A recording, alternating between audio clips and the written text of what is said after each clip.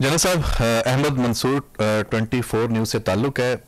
आपने जो पहले अपनी ब्रीफिंग में बताया कि जो फ़ौज का काम मगरबी सरहदों पे, मशरकी सरहदों पे जो इंटरनल सिक्योरिटी दहशतगर्दी की जंग बहुत कामयाबियां हैं और वहाँ पे हर महाज पे मुतमिन भी हैं, कौम भी मुतमिन है। लेकिन सर सोशल मीडिया का जो महाज है, माजरत के साथ वहाँ पे हुकूमत, रियासत, अदारे हम उस तरह कामयाब भी नहीं है और मैं समझूंगा कि रियासत नाकाम हो रही है। हाँ, मैं आपको army chief general Asim Munir साहब को, जो DGISI हैं, उनको, उनकी बर्दाश्त को मैं दाद देता हूं। लेकिन सर रियासत कमजोर हो रही है। उनकी जात की बात हो तो वो बर्दाश्त करें।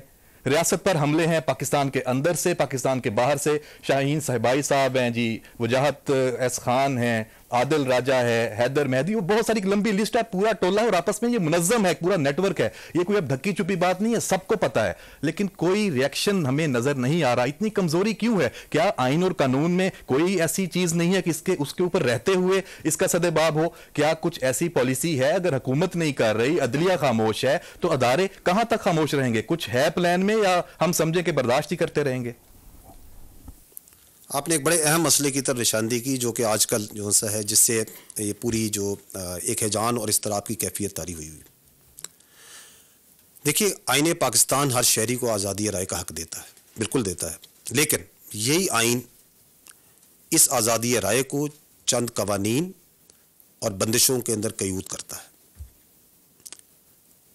सोशल मीडिया और मीडिया में भी अफवाज पाकिस्तान इदारों और उनके अहदेदारों के ख़िलाफ़ जो बातचीत की जा रही है, हम समझते हैं कि वो ना सिर्फ गैर ज़िम्मेदाराना और गैर दानिशमंदाना है, बल्कि गैर आइनी भी है। और हमें इस बात का भी इदराक है कि हो सकता है कि कुछ लोग ये ज़ाती हैसियत में कर रहे हों, बल्कि लेकिन इसके पीछे कुछ ज़ाती और सियासी मकासद भी हैं। और कुछ केसेस में बैरून मुल्क जो आपकी एजेंसीज़ हैं, जो हॉस्टाइल इंटेलिजेंस एजेंसीज़ हैं, उनके एजेंडे को भी आगे बढ़ाया जा रहा है। उनके आलाकार भी बने हुए हैं।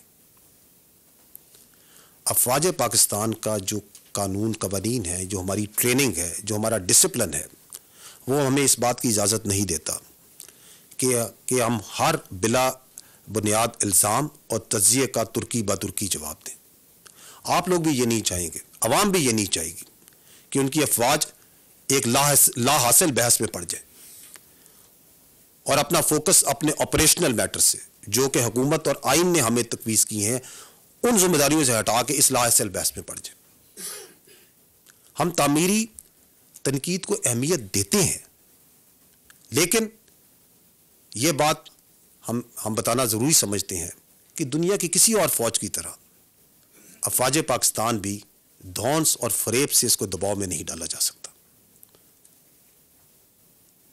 जहां तक सरकोबी का मामला है, जो आपने कहा,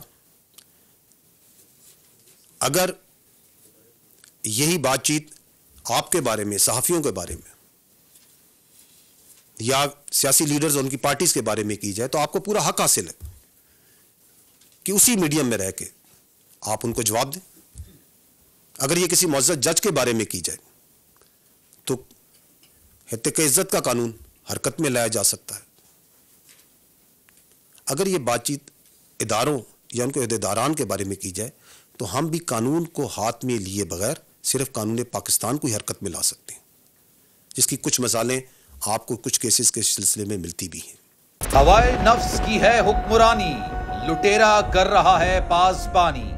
बोल न्यूज के मार्केटिंग हेड आकाश राम ताहाल लापता, तफ्तीशी इदारे जवाब देने से कासिर, अहले खाना परेशान, बेटे की जुदाई में माँ गम से निढाल। जो बच्चो हिंदू हुआ पर आए थे जो को पाकिस्तानी, मुझे मेहरबानी करे पंजो आकाश वापस कयो। हुकूमत से बेकसूर और मुहिब्बे वतन बेटे की बाजियाबी के लिए फरियाद। आकाश राम के अगवा के खिलाफ अहले खाना की जानिब से सुप्रीम कोर्ट में दरख्वास्त दायर। सुप्रीम कोर्ट के चीफ जस्टिस उमर अता बंदियाल से आकाश राम के अहले खाना की जल्द समाअत की इस्तदा। मुश्किल की इस घड़ी में आलमी मीडिया ने भी उठाई आवाज। CNN, आज तक, इंडिया टुडे, टाइम्स नाउ समेत आलमी मीडिया ने आकाश राम के अगवा के खिलाफ दिया बोल का साथ। उफ क्या जुल्म है, बोल इंसाफ का मुंतजिर। सब्सक्राइब करें और बेल दबाएं ताकि कोई खबर रह न जाए।